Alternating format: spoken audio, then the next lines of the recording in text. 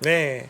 제가 알고 있는 분 중에 여의도 3대 천재 중 한 분인데 우리 또 유튜브 86번 가죠? 예, 맞습니다. 86번가 운영하는 정광우 전 펀드 매니저 모시겠습니다. 안녕하세요. 네, 안녕하십니까. 저는 안녕하십니까. 방송으로는 처음 뵀는데 예. 제가 그 사석에서도 말씀드렸는데 여의도에 제가 아는 기준 3대 천재가 있습니다. 그럼 1대, 2대 다 됩니까? 3명. 아, 3명 다. 일단 정광우, 예, 정광우 씨. 예, 또. 정희석, 정희석이 아니라 정희석. 정희석. 네, 바바리안 리서치에 예. 한 명은 아직 못 구했는데 잠깐만요. 그럼 이왕이면 3대니까 네. 정씨 중에 해야 되잖아요. 그래서 누가 있을까요? 정영진? 네, 그래서 네. 정말 진짜 천재예요. 네. 그래서 걔가 이것저것 그리고 네. 또 정말 주식을 잘하기로 여의도 바닥에 소문나신 분이에요. 네, 오늘 또 많은 인사이트를 좀 얻어갔으면 좋겠습니다. 예, 잘하시는 분이군요. 얼굴에 써 있습니다. 잘하는 분이라고.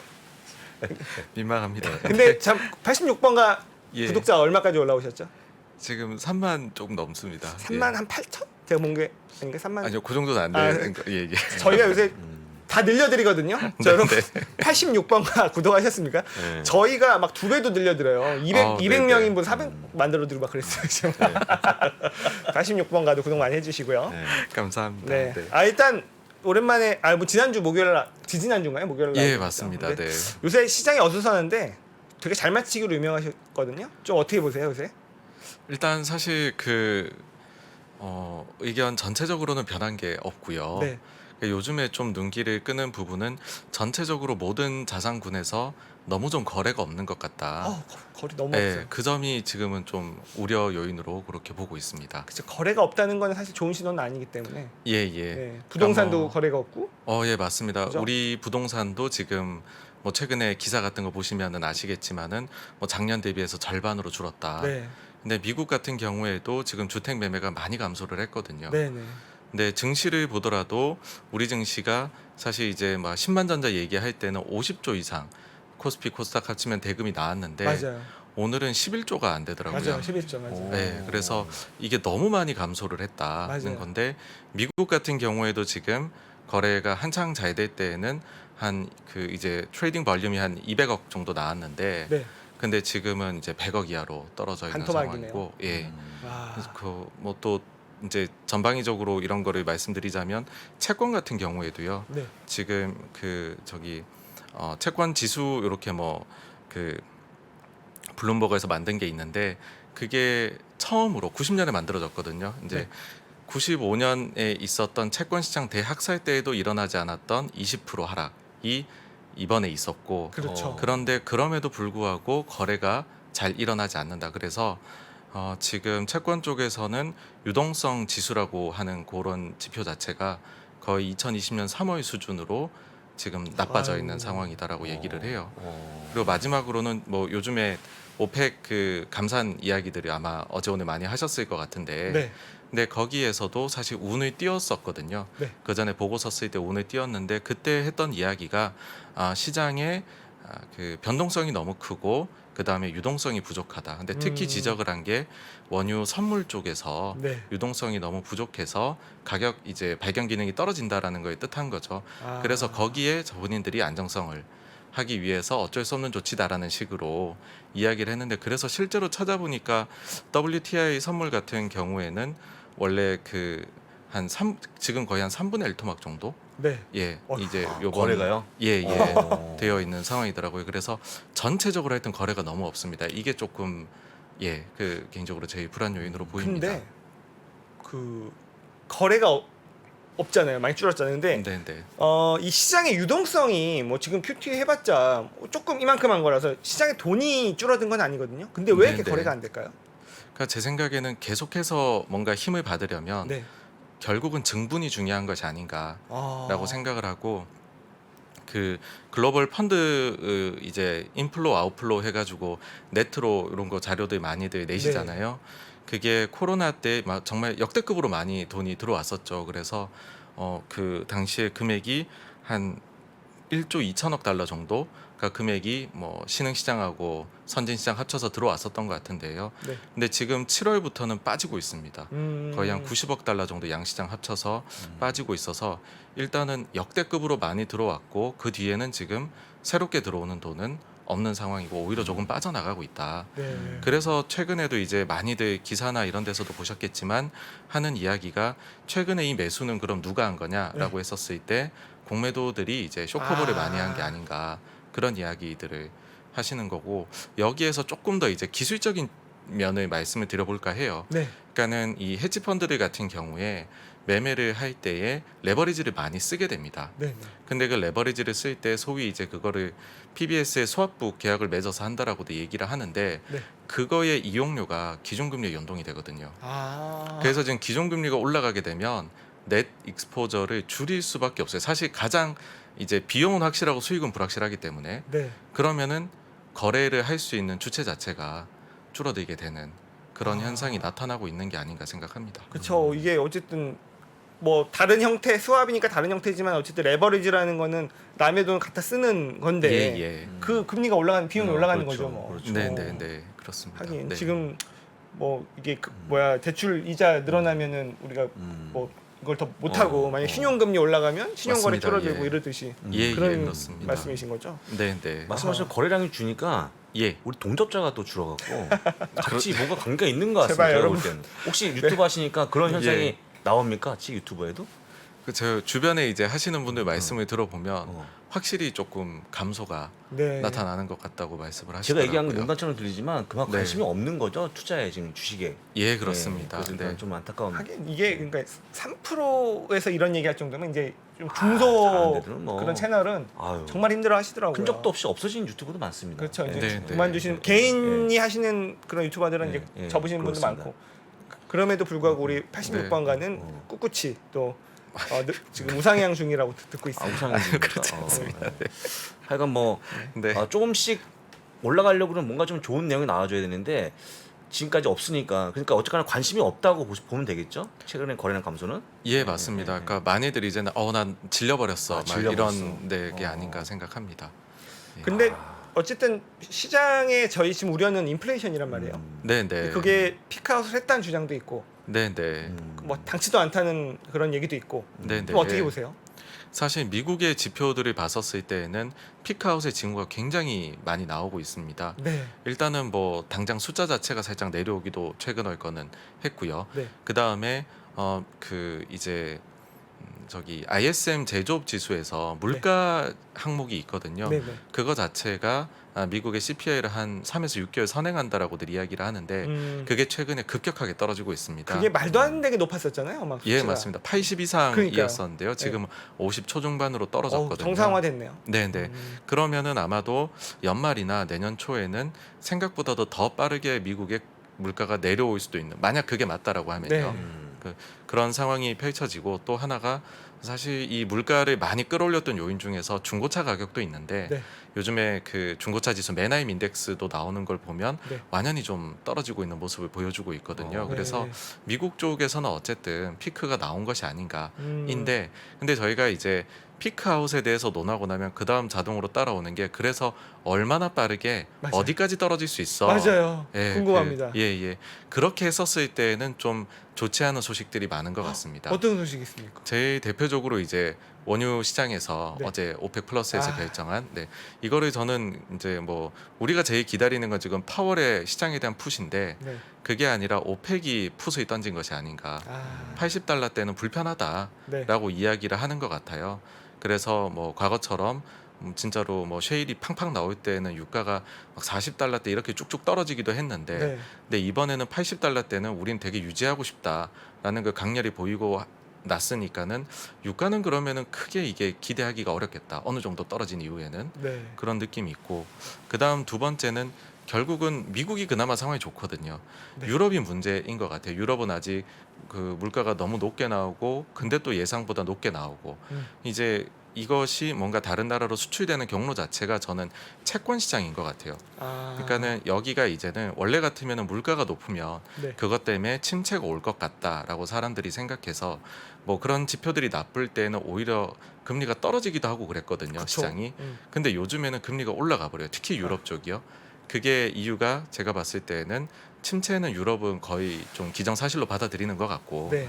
진짜 물가를 잡을 수 있냐 없냐의 싸움이 되어서 물가 높게 나오면 무조건 금리를 더 빠르게 올리겠지라는 생각을 채권 시장이 하는 것 같거든요.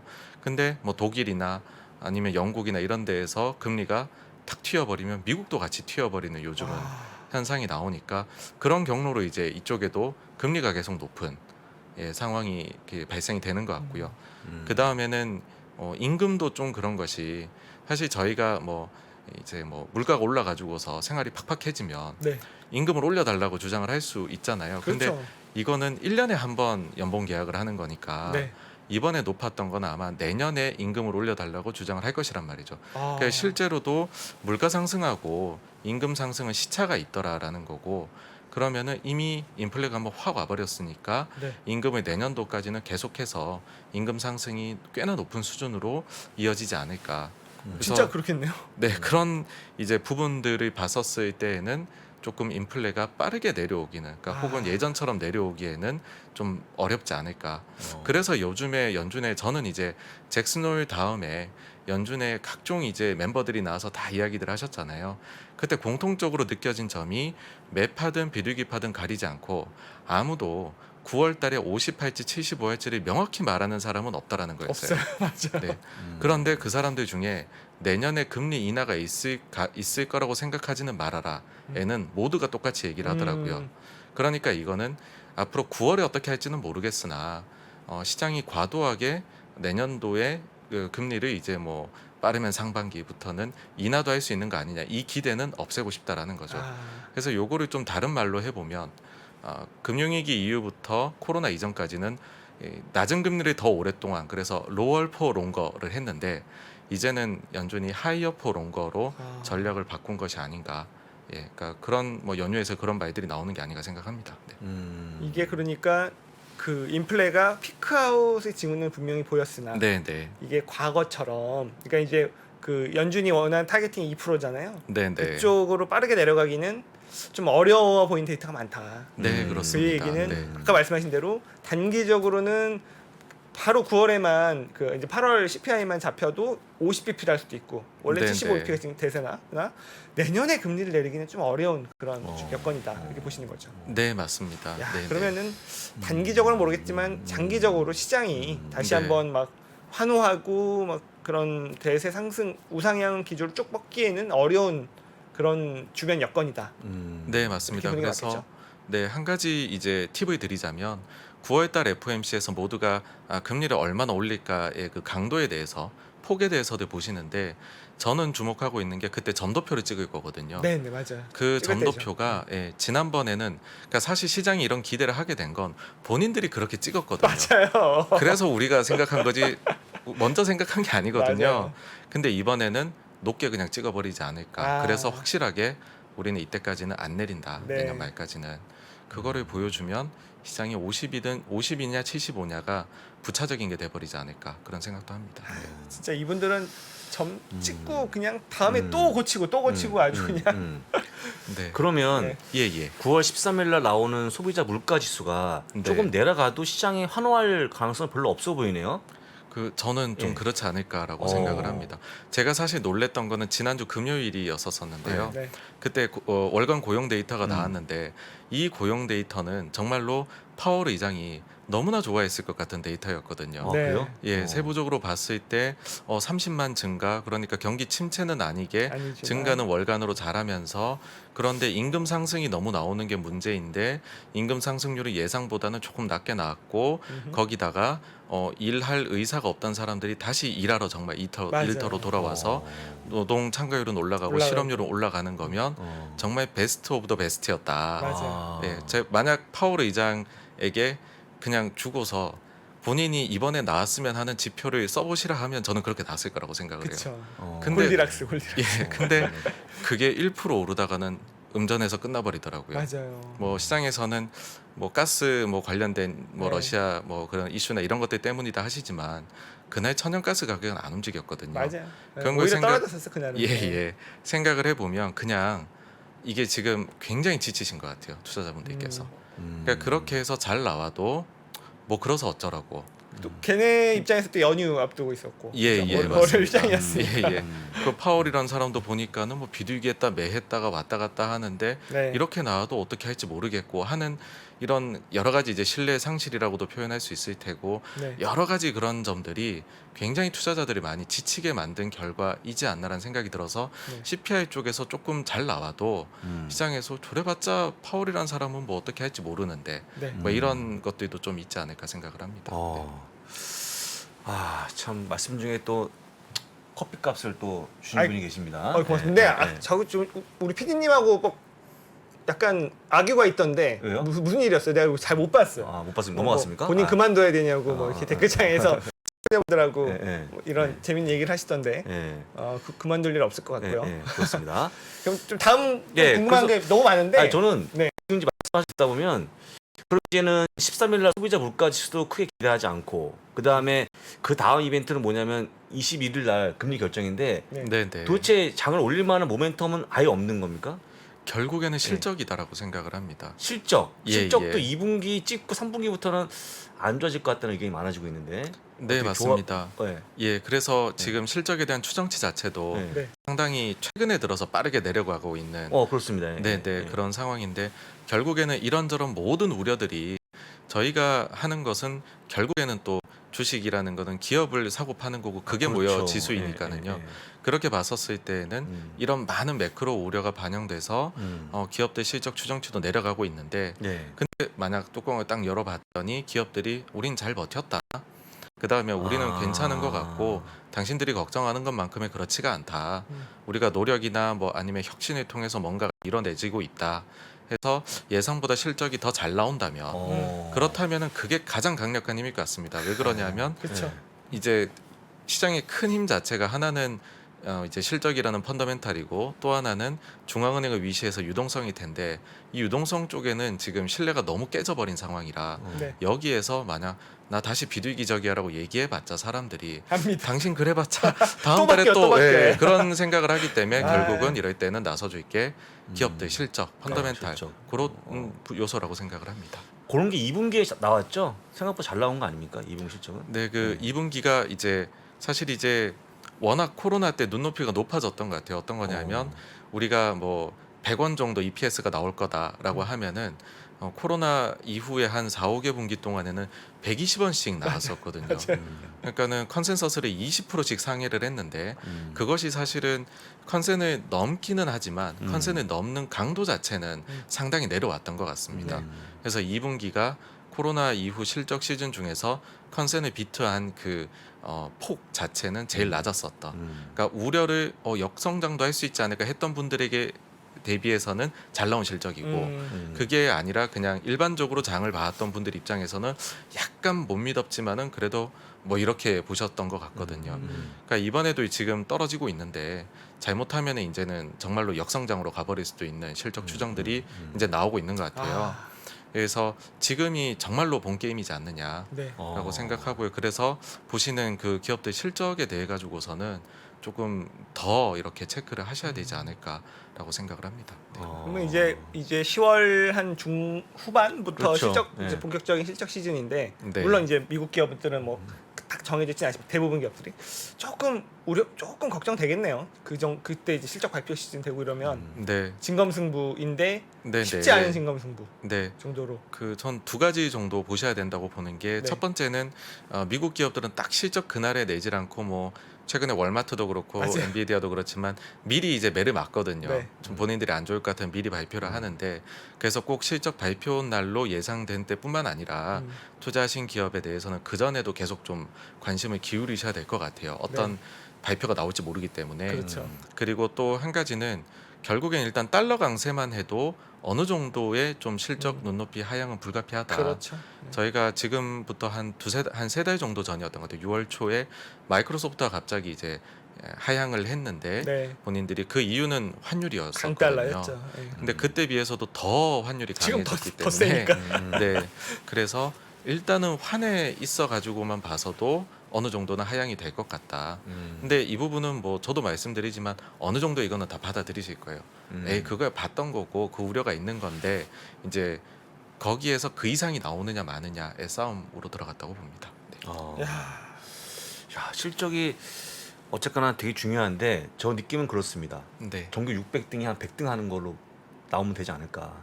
굳이 아. 1등 할 필요 없지 않습니까? 맞습니다. 맞습니다. 그 정도 나오면 되지 않을까. 그만큼 하면은 예, 굉장히 좋아할 것 같습니다. 예, 그 정도.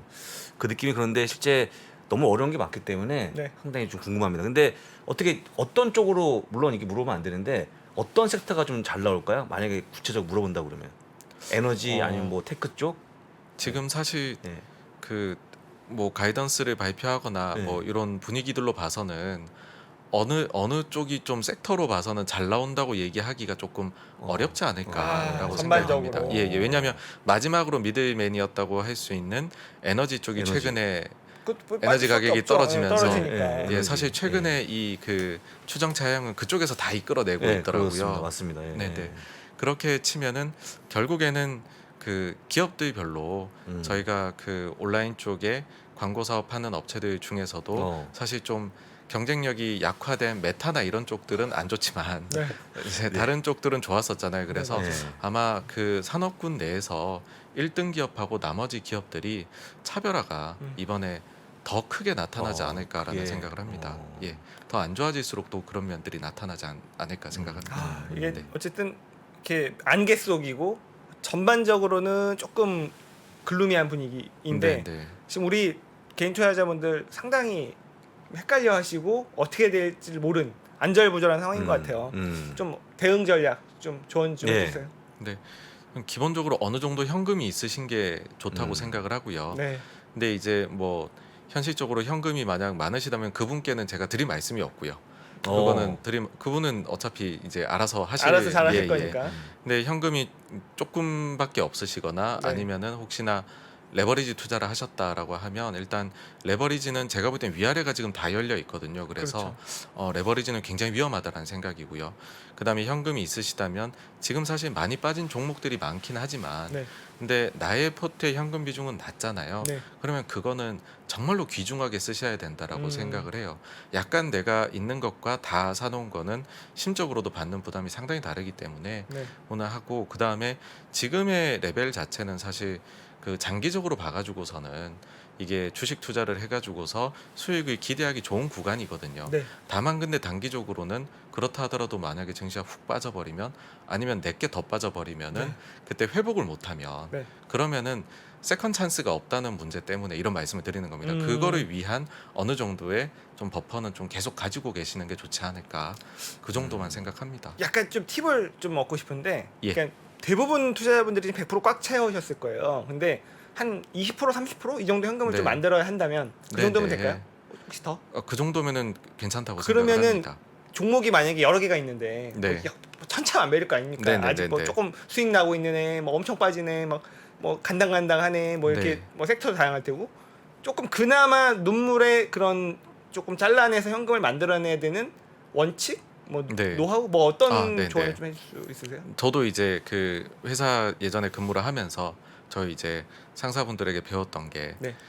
첫 번째는 오늘부터 1일 법칙입니다. 아, 그러니까 과거에 일단 손실은 다 있고 네. 오늘 내 포트가 1일이고 네, 내가 오늘 그러면 진짜 투자한다고 해서 포트폴리오를 이제 짜보는 거죠. 네, 지금 가지고 있는 거를 생각하지 않고요. 네, 그렇게 했을 때 내가 지금 구성해 놓은 포트폴리오하고 동일하면 네. 정말 투자를 잘하고 있는 거고요. 그 수익이 지금 안 나더라도요. 아, 근데 그게 다르다라고 하면 뭔가 마음속에 불편함이 있는 거죠. 네, 그래서 완전 제로 베이스에서 한번 새로 짜보십시오. 그리고 비교를 해보시면은 좀 보이실 거예요. 아, 그 다음에 두 번째는 전체적으로 뭔가 현금을 가져가야 되겠다라는 생각이 드신다고 할 때에는 여기에서 그럼 더 빠진 걸 팔아요, 덜 빠진 걸 팔아요 이렇게 생각하시는데 제가 볼 때는 무조건 n분의 1이라고 생각을 합니다. 동일 비중입니다. 동일 비중. 이거 예. 저 진짜 추천드리는 방법이에요. 예. 예. 잘 모르겠으면 맞아요. 왜 그러냐면은 본인이 사실 때에도 분명히 투자 아이디가 있으실 거예요. 있고, 예. 지금은 물론 이게 이익이 나면 그게 되게 강화되는데 손실이 날 때는 본인도 믿음이 부족해지거든요. 그럴 네. 때. 근데 그럴 때의 결정이 그렇게 좋지는 않더라고요. 네. 근데 본인이 살 땐 분명히 이유가 있으셨을 거예요. 그러면은 그 과거에 본인을 믿으시고 있는 포트는 이제 비중대로 그냥 n분의 1로 줄이시는 게 제일 그래서 실수를 덜하는 방법이지 않나 생각합니다. 저도 너무 공감합니다. 이게 여러분들이 왜 못 파시냐면요. 근데 물린 주식이에요. 팔았는데 그 다음부터 올라가는 게 두려워서 못 파시는 거거든요. 그런데 자 10종목이 있어요. 예. 다 20%씩 팔어. 80%가 남았기 때문에 그게 올라갔다고 억울하지 않거든요. 아 똑같이 팔게 되면 그러니까요. 모든 종목을 다 20%씩 파는 거예요. 그러면 안 억울해. 사실 조금 아쉽긴 해도요. 이게 만약에 내가 하필 판 종목이 급등하면은 그건 진짜 멘탈 나가는 겁니다. 너무 좋은 조언을 해주신 것 같아요, 네, 진짜. 그렇게 하십니까? 그럼 지금도? 저는 운용은? 그때 그렇게 배워가지고서 지금 배운 게 도둑질이라고 그런 거 하고 있습니다. 아니, 정말 잘 배우셔가지고 음. 정말 빨리 성취하셔가지고 빨리? 얼리 리타이어 하신 거 아닙니까? 지금 파이어입니까? 아니요. 열심히 일해야 돼요. 얼리 리타이어 하고 분이 그냥 열심히 좋아하는 해야 됩니다. 방송하시고 네. 지금 우리 86번가 예. 얼마나 됐나 몇 볼까요? 명 확인해 시켜주시고. 자, 조금 33,700명이면 좀 늘었죠? 네 그렇습니다. 네. 조금 네. 더 늘어요. 고맙습니다. 감사합니다. 네, 자, 그럼- 그럼 이제 끝으로 예. 그 향후에 나올 만한 이벤트 중에서 우리가 좀 시장을 돌려 세울 만한 이벤트가 혹 생각하고 따로 계신 게 있으시면 뭐 네, 9월달 뭐 금리 결정도 좋고 뭐 네, CPI 네. 좋고 좋은데 뭘 보면 좀 좋을까요? 뭐 각각 이제 분야별로 나눠봤었을 네, 때요. 제가 만약에 진짜 이러면은 바로 돌릴 수도 있다라고 네. 생각하는 거는 첫째 중앙은행에게 기대하는 거는 기왕지사 이렇게 할 거면 좀 세게 빠르게 하라는 겁니다. 그러니까 이번에도 저는 잭슨홀에서 실망을 한 게 굳이 말잔치를 할 것이 아니라 정말 강렬하게 내가 인플레를 잡는 모습을 보여주겠다. 그래서 잠깐 아프지만은 아프고 빨리 회복하자라고 생각했다면 그날 특별히 열었으면 됩니다. 2020년도에 AIT를 도입을 할 때에는 그날 특별회의를 열어서 했거든요. 잭슨홀에는 원래 회의가 없는 날이지만 왜 지금은 못 하느냐. 그리고 금리를 올릴 때에도 작년에 금리 이 예상이 본인들이 점도표 찍은 게 올해 3번 내지 4번 인상이었거든요. 근데 결국에는 지금 3% 4% 이야기하고 있단 말이죠. 그러니까 차라리 올 초에 200bp를 한 방에 올린다든지 네. 했으면 사람들이 깜짝 놀라서 장기 기대 인플레가 확 꺾였을 것 같거든요. 그래서 장기 기대 인플레를 꺾을 만한 화끈한 멘트나 세상을 깜짝 놀래킬 만한 이벤트를 하는 것이 차라리 낫다고 생각합니다. 그리고 거기에 포함되어 있는 거는 정 안 되면 파월 의장이 물러나는 것도 그 예전에 폴 볼커가 나올 때에도 그 전에 있었던 이게 약간 평행 이론이 있거든요. 네. 폴 볼커 이전에도 중앙은행장으로 계신 분이 1년 좀 더 하고서는 사실상 잘렸었어요. 근데 그분이 이제 영전을 하셨죠. 재무부 장관으로 영전 시켜줄 테니 제발 나와라. 그리고 폴 볼커가 그 자리에 갔고요. 네. 근데 하필이면 그분이 이제 그 변호사셨죠 원래. 그러니까 그분 이후로는 변호사가 연준 의장을 못했습니다. 다 경제학자가 하시다가 파월 의장이 그 다음으로 이제 변호사인데 자리에 앉았거든요. 그러다 보니까는 그런 얘기들이 때만 되면 파월이 잘못할 때마다 네. 일부 이제 아주 그 빡세게 얘기하는 외신에서는 그런 얘기들이 나오거든요. 그래서 아예 그런 강경한 게 나오거나 네. 아니면은 바이든 대통령이 저런 식으로 미국 중심으로 재편을 하는 거는 도움은 안 되는 것 같아요. 글로벌 증시에는요. 최근에는 뭐 이제는 중국하고 관세 인하 얘기하던 것까지도 좀 안 하려고 하는 듯이 얘기를 하는데 네. 그런 것들은 인플레 잡는 데 전혀 도움이 안 되거든요. 맞아요. 네, 그래서 정치적으로 좀 화끈하게 인기 영합이나 뭐 중국을 때리면은 지금 지지율이 올라가는 것처럼 나오니 더 때리는 것 같거든요. 맞아요. 근데 그 반대로 좀 가면은 네. 오히려 좀 증시가 좀 안정을 가지지 않을까. 네. 그리고는 어쨌든 아까 말씀드린 대로 결국은 실적이 잘 나와야 되지 않을까. 네네. 뭐 지금 사실 주가가 다들 많이 빠져 있잖아요. 그러니까는 여력이 있는 기업들이 이럴 때에는 뭔가 인수합병을 대규모로 하거나 그런 것들도 나올 수가 있거든요. 근데 그게 시너지를 내는 분야로 나오게 되면 거기에다가 이제 그러면 당연히 추정치나 이런 게 다 상향이 될 수 있을 거잖아요. 그래서 적극적인 재편, 그러니까는 이제 결국 실적을 말씀드리기에 그런 거긴 한데요. 그런 부분들이 있으면은 시장이 바로 이렇게 돌아설 수 있는 요소들이지 않나라고 생각을 합니다. 그럼 너무 많이 올려버리면 예. 혹시 아까 말씀하신 물가가 좀 빠지는 과정에서 뒷북을 치는 그런 요인도 있지 않을까요? 어차피 내려가는 물가인데 네, 맞습니다. 지금 너무 뒤늦게 올렸다는 거죠. 네, 그렇습니다. 그거에 대한 우려도 좀 시장에서 걱정하고 있는데 혹시 그 부분은 어떻게 좀 보십니까? 사실 지금에서도 네. 이대로 해가지고서 만약에 저금리를 한 2년 간다. 라고 하면은 엄청 타이트한 금리거든요. 네. 왜 그러냐면 네. 저 기준금리에 가상금리가 붙어있을 텐데 네. 얼마나 지금 미국의 모기지 금리 같은 경우에도 말도 못하게 올라갔지 그렇죠. 않습니까? 그렇죠. 네. 그런데 올릴 것 다 올려놓고 아직까지도 시장은 그래서 비둘기냐 매를 의심을 하거든요. 맞아요. 그러니까 그게 지금까지 잘못되어 온 거고 아. 그러면 마지막으로 이게 실수인 걸 알면서도 한 번은 얘기를 해서 심리를 확 꺼트리고 아. 맞아요. 그 다음에는 다시 바로 내리는 경로로 가는 것도 저는 차라리 그게 낫지 않나라는 생각입니다. 저도 네. 이게 동의하는 게 음. 어쨌든 종착역이 4%라는 게 정해져 있다면 예, 여러분들 예. 혹시 그 건강 검진할 때 대장 내시경 하시잖아요. 그러면은 이 약 물이랑 이거 약 타가지고 한 2리터 먹어야 된단 말이에요. 2리터를. 예, 그거 안 해보셨어요? 4리터? 2리터? 2리터 먹어야 돼. 근데 2리터겠지. 그거 2시간 안에 먹어야 돼요. 근데 그거 1시간 안에 먹어도 돼요. 뭐 자기가 먹을 수 있으면. 먹을 수 왜냐면 먹는 게 있으면. 괴로우니까 응. 빨리 끝낼 수 있는데 그거를 뭐 괴롭다고 먹다 말다 4시간 5시간 질질 끄시는 분이 있는데 그러다 다 못 먹고 가면은 막상 가셔가지고 아 이거 뭐 깨끗하지 않아서 검사가 안 됩니다 이러네. 딱 그 얘기인 것 같아. 어차피 먹어야 네, 될 네. 거면 빨리 먹고 그죠? 아, 금리 빨리 빨리, 먹고. 올려서 음. 빨리 잡고 진작했었어야 되는데 그러니까. 아, 맞습니다. 그래서 실수한 거죠? 예. 네, 네. 예. 한국은행보다도 늦었지 않습니까? 예, 그러니까요. 네. 예. 오늘 썬데이 나왔습니다. 어떤가요? 시장을 올릴 만한 중요한 이벤트 대목이 아까 말씀하신 네. 한 번에 강하게 얘기하고 네. 그죠? 그렇게 네, 해서 맞습니다. 한번 크게 아픔을 받고 그다음에 좀 올라가는 걸로. 더 센 거 얘기하셨는데 예, 예. 우리는 감히 생각하지 못 천재의 발상 예. 파월이 그만두면 된다. 거기까지는 예. 빨리 아, 만든다. 저희가 얘기할 수 없을 것 같습니다. 네 예, 오늘 예, 또 예. 정말 좋은 인사이트 네. 우리 남겨주시고 가신 여의도 3대 천재 네. 우리 정광우 86번가 운영하시는 전 펀드 매니저 감사드립니다. 감사합니다. 네 고맙습니다. 고맙습니다. 감사합니다. 네 저희 빠르게 광고 네. 보고 또 개장 시황 네. 준비해 주실 거죠? 네. 광고 보고 오겠습니다. 현재 하락장을 정확하게 이해하고 많은 배움을 얻는 기회로 삼아보시면 어떨까요? 빠르게 경제 수준을 끌어올려주는 국내 최고의 경제 강의. 앞으로도 투자가 계속해서 이어져야 된다고 한다면 상승장도 겪어봐야 되겠지만 하락장도 있지 않을까요? 하락장에 좀 우리가 겪고 있는 거죠. 굉장히 고통스럽죠. 하락장에서는 어떤 일들이 일어나는지 그리고 언젠간 바닥을 긁겠죠.